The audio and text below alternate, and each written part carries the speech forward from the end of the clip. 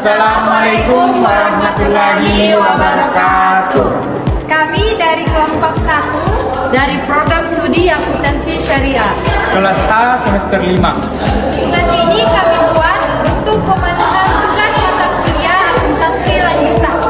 Adapun tema yang akan kami bahas yaitu penggabungan usaha konsolidasi. Berikut pembahasannya. Pembahasan yang pertama yaitu pengertian penggabungan usaha. Secara umum, penggabungan usaha atau business combination adalah penyatuan dua atau lebih perusahaan yang terpisah menjadi satu entitas ekonomi karena satu perusahaan menyatu dengan perusahaan lain atau memperoleh kendali atas aktiva dan operasi perusahaan lain. Adapun menurut PSAK nomor 22 mendefinisikan bahwa penggabungan usaha adalah penyatuan dua atau lebih perusahaan yang terpisah menjadi satu entitas ekonomi karena satu perusahaan menyatu dengan perusahaan lain atau memperoleh kendali atas aset dan operasi perusahaan lain. Dan secara yuridis, masing-masing perusahaan yang bergabung bisa saja dibubarkan atau dilikuidasi, namun juga bisa masih berdiri sendiri, walaupun secara ekonomis merupakan satu kesatuan tergantung jenis penggabungan usaha yang dipilih. Adapun contoh penggabungan usaha, yang pertama PT Indosat Tbk dan PT Ucison 3 Indonesia melakukan penggabungan usaha yang secara efektif baru dimulai pada tanggal 4 Januari 2022. Adapun yang kedua, perusahaan Exxon dan Mobil yang melakukan penggabungan usaha pada tahun 1988 yang merupakan dua perusahaan penghasil minyak bumi terbesar di Amerika Serikat. Pembahasan kedua mengenai bentuk-bentuk penggabungan usaha, di mana ada 3 bentuk penggabungan usaha. Nah, di sini saya akan membahas mengenai bentuk usaha berdasarkan sisi legalnya atau hukumnya. Yang pertama itu ada merger, di mana merger merupakan penggabungan usaha dua atau lebih perusahaan, di mana perusahaan yang mengambil alih harta milik perusahaan lain merupakan satu-satunya di antara perusahaan yang bergabung tersebut untuk tetap mempertahankan identitas serta melanjutkan usahanya. Sedangkan perusahaan lain yang menyerahkan harta miliknya akan dibubarkan dan dengan demikian kehilangan statusnya sebagai unit usaha yang terpisah. Yang kedua itu ada akuisisi, di mana akuisisi adalah proses pengambil alihan kepemilikan atau kendali atas saham atau aset suatu perusahaan oleh perusahaan lain, di mana perusahaan yang dibeli disebut sebagai perusahaan target, sedangkan perusahaan yang melakukan akuisisi disebut sebagai perusahaan akuisisi. Akuisisi dapat dilakukan dengan cara membeli 50% atau hampir seluruh saham perusahaan target. Setelah dilakukan akuisisi, maka perusahaan target akan menjadi bagian dari perusahaan akuisisi. Nah, yang ketiga ada konsolidasi, di mana konsolidasi merupakan penggabungan dua atau lebih perusahaan menjadi satu perusahaan baru, di mana dalam konsolidasi perusahaan-perusahaan yang bergabung akan dileburkan atau dibubarkan sehingga hukum dan aset maupun kewajiban dan haknya akan diambil alih oleh perusahaan baru.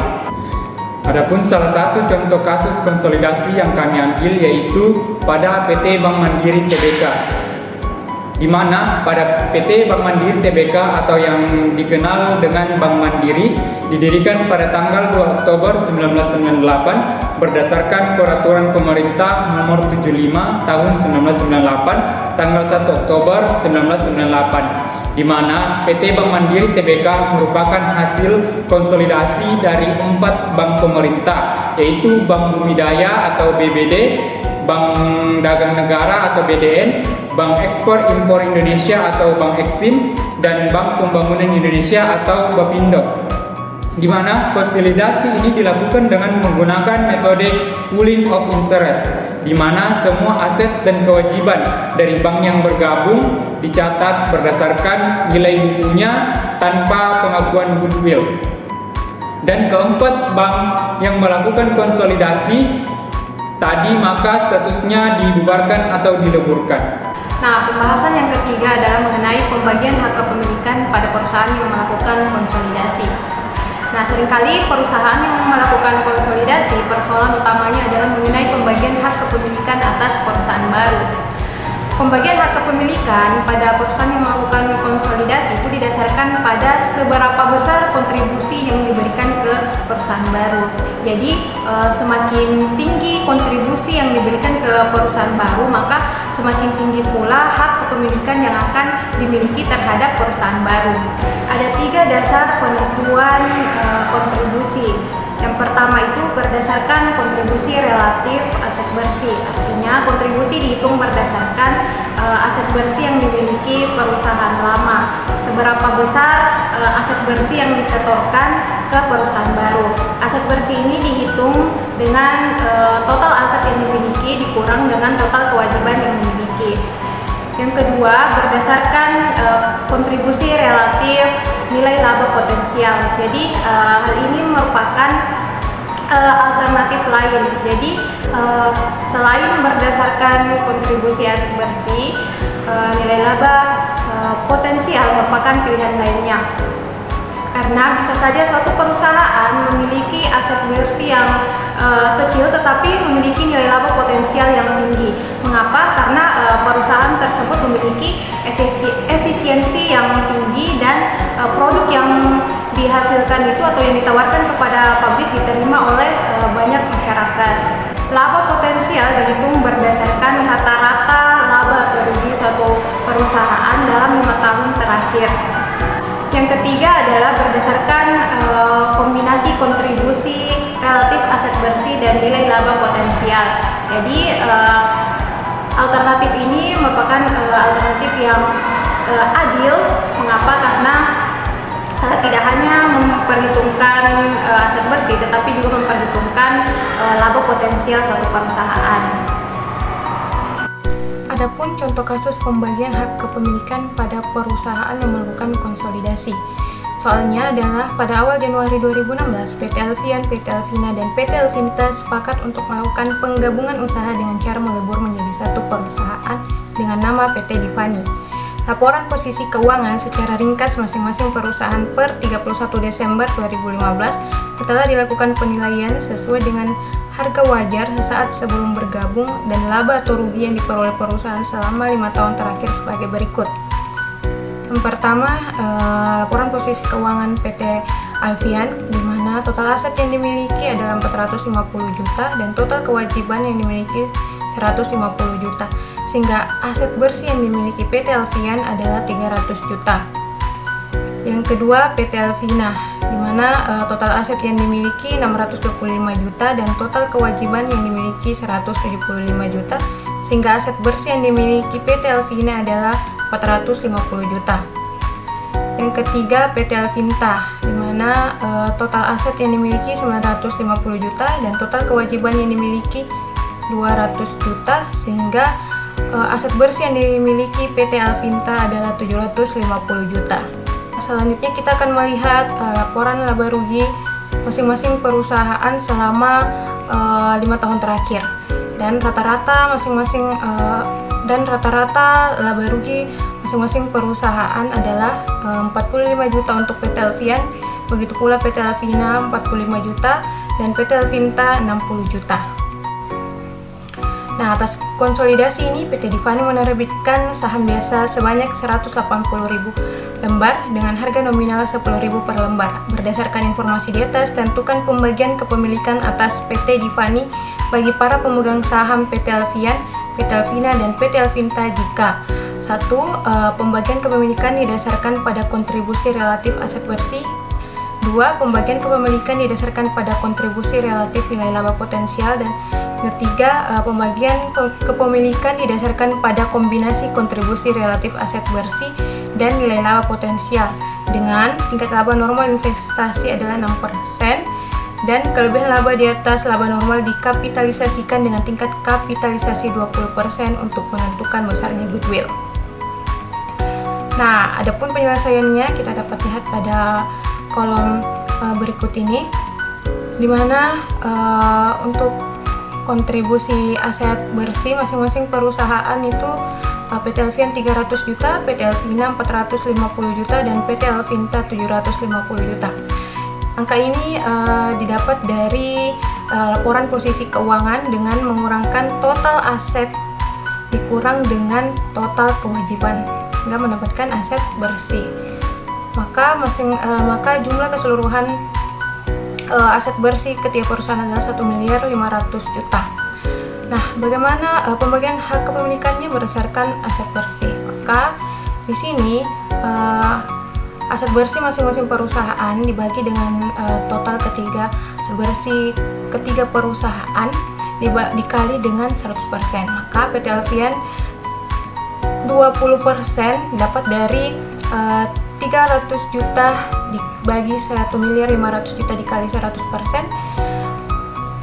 30% PT Alvina dari 450 juta dibagi 1.500.000 juta dikali 100%, dan PT Alvinta 50% dari 750 juta dibagi 1.500.000 dikali 100%. Nah, yang kedua, nilai laba potensial. Nominal nilai laba potensial ketiga perusahaan didapat dari laporan laba rugi sebelumnya, di mana laba potensial didapat dari rata-rata laba rugi 5 tahun terakhir, sehingga PT Alfian memperoleh 45 juta, PT Alvina 45 juta, dan PT Alvinta 60 juta.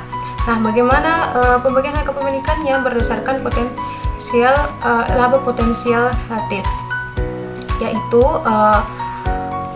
nilai laba potensial masing-masing perusahaan dibagi dengan total nilai laba potensial ketiga perusahaan, yaitu 150 juta dikali 100%, di mana PT Alfian mendapatkan 30% dari 45 juta dibagi 150 juta dikali 100%. PT Alvina juga sama, 30% dari 45 juta dibagi 150 juta dikali 100%, dan PT Alvinta 40% dari 60 juta dibagi 150 juta dikali 100%. Nah, yang ketiga, kombinasi antara kekayaan bersih dan laba potensial. Nah, kekayaan bersih dan laba potensial tidak dapat dijumlahkan langsung begitu saja, tetapi laba potensial di sini akan diakumulasikan menjadi goodwill. Nah, bagaimana perhitungan goodwill? Yang pertama itu ada laba potensial. Jadi laba potensial yang tadi kita masukkan lagi di kolom ini, yaitu 45 juta untuk Alfian, 45 juta PT Alvina, dan 60 juta untuk PT Alvinta. Nah, laba normal 6%. 6% ini dari mana? Dari soal di mana soal telah menentukan bahwa laba normal itu 6%. Nah, PT Alfian laba normalnya 18 juta, dari mana 6% dikali dengan aset bersih, yaitu 6% dikali 300 juta, maka 18 juta untuk PT Alfian. 6% dikali 450 juta, maka 27 juta untuk PT Alvina. 6% dikali 750 juta, maka 45 juta untuk PT Alvinta. Nah, laba di atas normal, selanjutnya laba di atas normal. Laba di atas normal didapat dari laba potensial dikurang dengan laba normal. Nah, untuk PT Alfian 45 juta dikurang 18 juta jadi 27 juta untuk PT Alfian. 45 juta dikurang 27 juta, maka 18 juta untuk PT Alvina. 60 juta dikurang 45 juta, maka 15 juta untuk PT Alvinta. Nah, untuk perhitungan goodwill, yaitu kapitalisasi laba di atas normal dengan kapitalisasi 20%. Nah, kapitalisasi laba 20% ini, yaitu 27 juta ini, 18 juta dan 11 juta. Nah, untuk penghitungan goodwillnya itu kita akan mencari bagaimana jika 100%-nya. Maka perhitungannya yaitu 100 per 20 dikali dengan laba di atas normal. Maka untuk PT Alfian itu 100 per 20 dikali 27 juta mendapatkan 135 juta. PT Alvina 100 per 20 dikali 18 juta mendapat 90 juta, dan PT Alvinta 100/20 dikali 15 juta mendapat 75 juta, sehingga totalnya ketiga perusahaan adalah 300 juta. Nah, goodwill ini akan dijumlahkan dengan kekayaan bersih masing-masing. PT Alfian 300 juta, PT Alvina 450 juta, dan PT Alvinta 750 juta. Maka penyumlahan dari kekayaan bersih dan goodwillnya yaitu PT Alfian 435 juta, dari 135 juta ditambah dengan 300 juta. PT Alvina 540 juta, dari 90 ditambah 450 juta. PT Alvinta 825 juta, dari 75 juta ditambah dengan 750 juta. Sehingga total dari ketiga perusahaan yaitu 1.800.000.000 juta. Nah, bagaimana pembagian hak kepemilikannya? Yaitu maka kekayaan bersih dan goodwill relatifnya adalah kekayaan bersih dan goodwill masing-masing perusahaan dibagi dengan total ketiga perusahaan dikali dengan 100%. Itu untuk PT Alfian 435 juta dibagi 1.800.000.000 dikali 100% mendapat 24%. PT Alvina 30% dari 540 juta dibagi 1.800.000.000 dikali 100%. Dan PT Alvinta 46% dari 825 juta dibagi 1.800.000.000 dikali 100%. Pembagian saham PT Divani sebanyak 180.000 lembar kepada para pemegang saham ketiga perusahaan yang bergabung dilakukan sebagai berikut. Jadi di sini sudah ada pembagian saham PT Divani berdasarkan ketiga kontribusi yang telah dihitung sebelumnya, di mana jika didasarkan pada kontribusi relatif aset bersih, pemegang saham PT Alfian mendapat 36.000 lembar dari 20% dikali 180.000. Nah, persentase yang di sini 20%, 30%, dan 50% didapat dari perhitungan sebelumnya dengan melihat relatif aset bersih. Maka PT Alvina 54.000 lembar dan PT Alvinta 90.000 lembar. Nah, yang kedua jika didasarkan pada kontribusi relatif nilai laba potensial.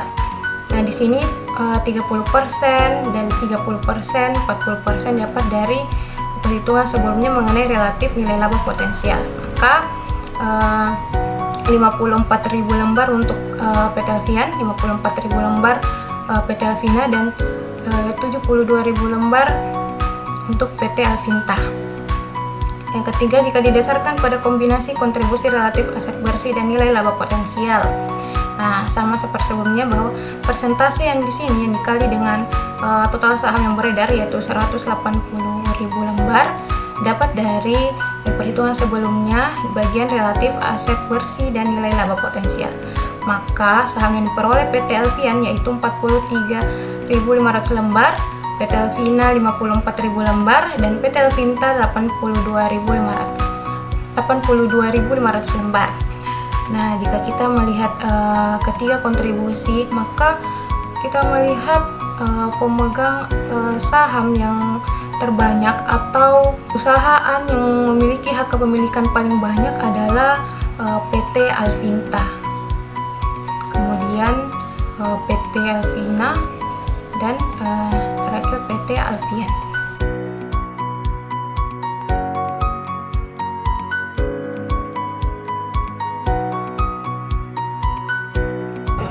Demikian yang dapat kami paparkan. Semoga dapat menambah ilmu dan wawasan teman-teman. Kurang dan lebihnya mohon dimaafkan. Wabillahi taufiq wal hidayah. Wassalamualaikum warahmatullahi wabarakatuh.